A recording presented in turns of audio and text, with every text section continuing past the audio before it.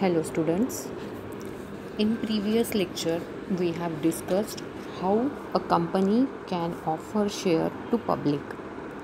We have discussed IPO and FPO as two methods to make a public offer. Now we will see how a company can offer shares to its existing equity shareholders. Which methods company can use to issue shares to existing equity shareholders. So here there are two methods which a company can use to issue shares to its existing equity shareholders, and these two methods are right issue and bonus issue. So company can raise fresh fund, or we can say company can raise new fund by offering shares to its existing equity shareholders through right issue or through bonus issue or bonus share. First we will discuss right issue. When a company wants to raise further capital, it can issue shares to its existing equity shareholders in proportion to their existing shareholding. जब कभी company को capital की ज़रूरत होती है तो company general public को involve ना करते हुए अपने ही एग्जिस्टिंग इक्विटी शेयर होल्डर को शेयर बेचकर शेयर कैपिटल रेज कर सकती है, फंड रेज कर सकती है। ये जो शेयर होते हैं जो राइट इशू के through existing equity share holders को ऑफ़र किए जाते हैं, ये उनके शेयर होल्डिंग के प्रोपोर्शन में किए जाते हैं। दैट मीन्स मान लो कंपनी ने डिसाइड किया कि जिन एग्जिस्टिंग इक्विटी शेयर होल्डर वालों के पास 10 इक्विटी शेयर है, उनको एक शेयर ऑफ़र किया जाएगा। तो अगर जिनके पास 100 इक्विटी शेयर है उनको 10 शेयर ऑफ़र किए जाएंगे। जिनके पास 200 शेयर है, 200 इक्विटी शेयर है, ऐसे एग्जिस्टिंग इक्विटी शेयर होल्डर को 20 शेयर कंपनी ऑफ़र करेगी। और जिनके पास 500 शेयर है, ऐसे एग्जिस्टिंग इक्विटी शेयर होल्डर को कंपनी और 50 शेयर ऑफ़र करेगी खरीदी करने के लिए। तो इस तरह से कंपनी क्या करती है, एक प्रीएम्प्टिव राइट देती है एग्जिस्टिंग इक्विटी शेयर होल्डर को, मतलब उनको फर्स्ट ऑप्शन देती है नए शेयर को खरीदी करने के लिए। So whenever company makes further issue of shares, the existing equity share holders have a preemptive right to subscribe to new shares offered by the company.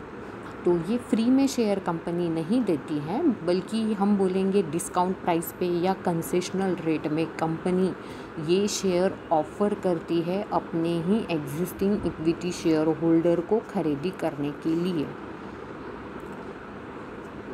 Existing equity share holder के पास option होता है, वो चाहे तो ये share खरीद सकते हैं और वो चाहे तो इसके लिए मना कर सकते हैं। इवन वो ये राइट किसी और को भी हैंड ओवर कर सकते हैं, किसी और को भी ये राइट वो दे सकते हैं।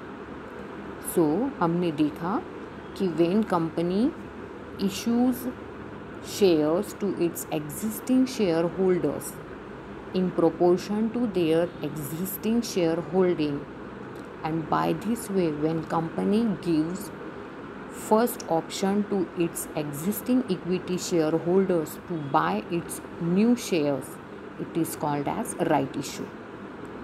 A company can make right issue when it is making private placement. Company private placement के थ्रू भी राइट इशू कर सकती है। प्राइवेट प्लेसमेंट क्या होता है? So when company issues securities, or when company wants to offer securities to selected group of people, then company use this method of private placement. जब limited selected group of members को securities offer किया जाता है, उसको private placement कहा जाता है। और इस प्राइवेट प्लेसमेंट के थ्रू कंपनी अपने limited existing equity share holder को राइट इशू ऑफ़र कर सकती है। Moving forwards towards the provision relating to right issue. First one is right shares are sold to existing share holders at a price which is lesser than its market price. Right issue lesser price पे, जिसको हम discounted price भी बोलेंगे, lesser price पे existing equity share holders को offer किए जाते हैं और सेल किए जाते हैं। मार्केट प्राइस से कम प्राइस में कंपनी वो शेयर डायरेक्टली अपने एग्जिस्टिंग इक्विटी शेयर होल्डर को ऑफ़र करती है। A company has to send letter of offer to the existing shareholders at the time of issuing right shares. Company को letter of offer existing equity share holders को भेजना होता है जब कभी कंपनी को राइट शेयर्स कंपनी को जब कभी राइट शेयर्स कंपनी इशू करेगी तो उसके लिए लेटर ऑफ ऑफ़र देना होगा कंपनी को उस एग्जिस्टिंग इक्विटी शेयर होल्डर को।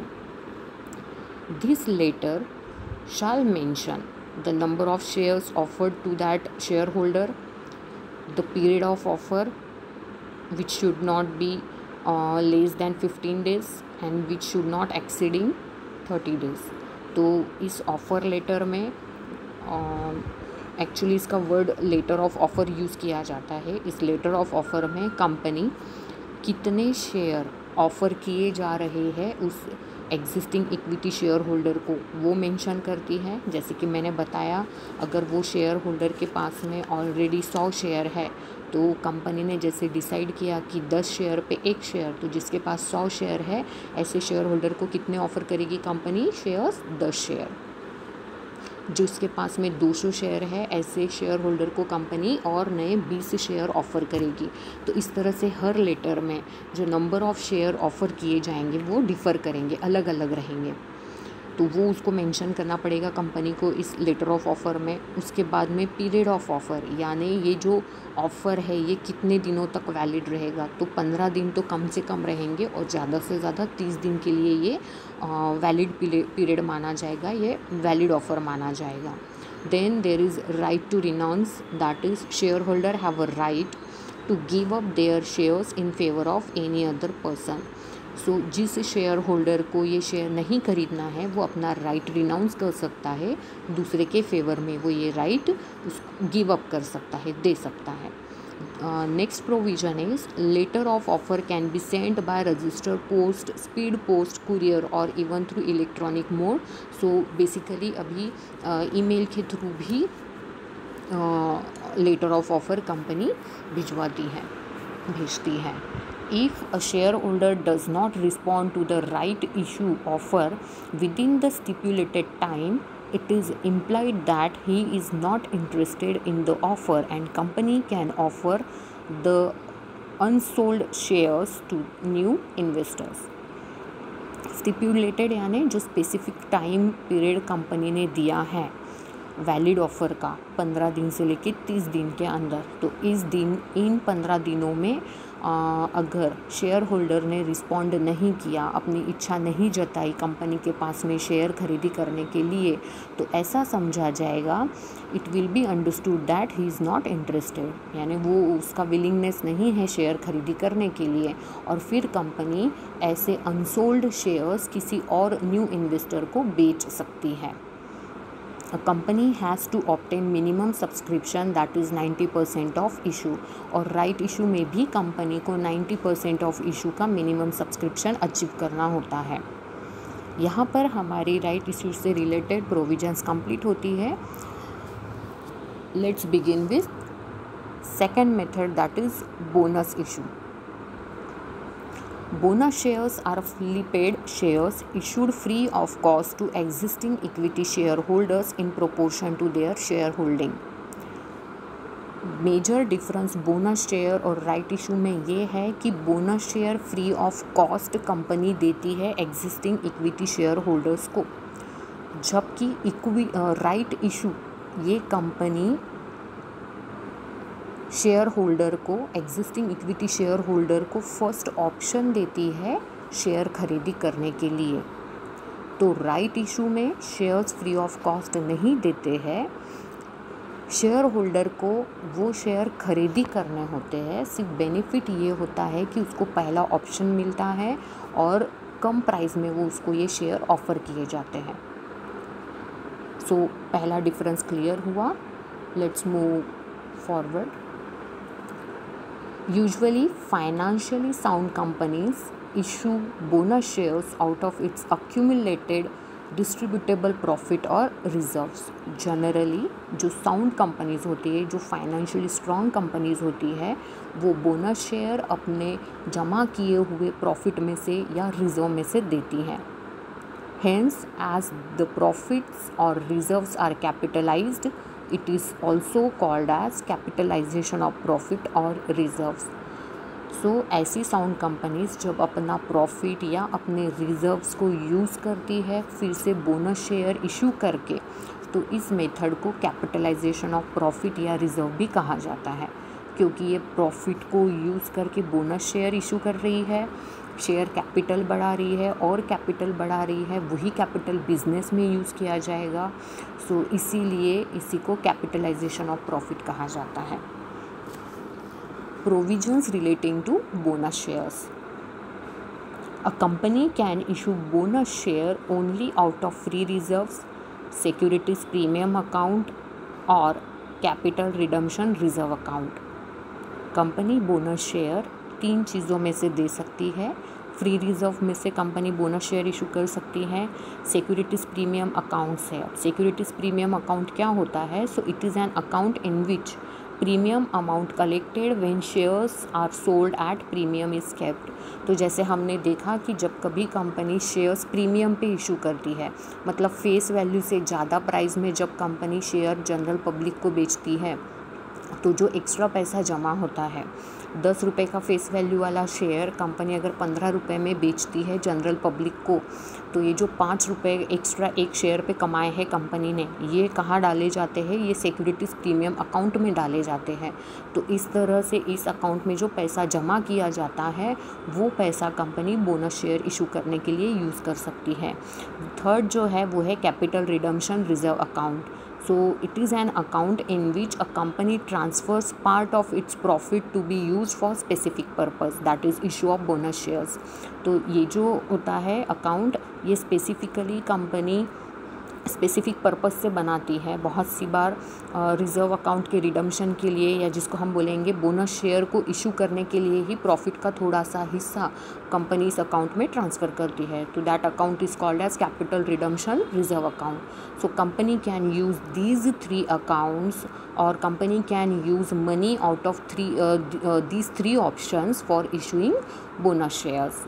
Again company cannot issue bonus share only out of reserves created by revaluation of asset. asset को रिवैल्यू करने के लिए या रिवैल्यूएशन के थ्रू जो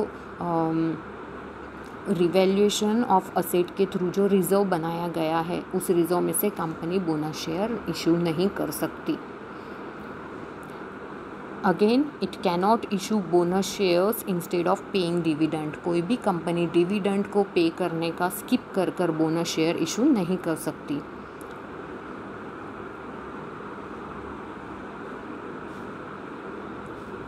then bonus shares are fully paid up shares. Bonus share को fully paid up share माना जाता है, और ये free of cost existing equity share holders को ही दिया जाता है. प्रीफरेंस शेयर होल्डर्स को बोनस शेयर नहीं दिए जाते हैं. Once bonus share are announced और once announcement of bonus share is made by board of directors, they cannot withdraw it. एक बार अनाउंसमेंट हो गई तो बोनस शेयर विथड्रॉ तो उसको विथड्रॉ नहीं कर सकते board of directors. Bonus shares cannot be renounced by share holders. So bonus share holder renounce नहीं कर सकते, मतलब किसी और को गिव अप नहीं कर सकते, वो गिव अवे नहीं कर सकते. दैट मीन्स दूसरे किसी बंदे के नाम से ही बोनस शेयर दे दो, ऐसा वो कंपनी को नहीं बोल सकते. There is no minimum subscription to be collected, क्योंकि बोनस शेयर फ्री कॉस्ट के होते हैं, फ्री गिफ्ट माने जाते हैं, इसलिए मिनिमम सब्सक्रिप्शन का यहाँ पे रोल नहीं आता है. तो इस तरह से हमने equity share right issue and bonus issue, ये दोनों ही एग्जिस्टिंग इक्विटी शेयर होल्डर के लिए ऑप्शन है कंपनी के पास में. ये दोनों के through company existing equity share holders को शेयर देती है, शेयर ऑफर करती है और अपना फंड फंड रेज कर सकती है, अपना शेयर कैपिटल रेज कर सकती है। नेक्स्ट लेक्चर में हम offering shares to existing employee ये स्टडी करेंगे। Thank you.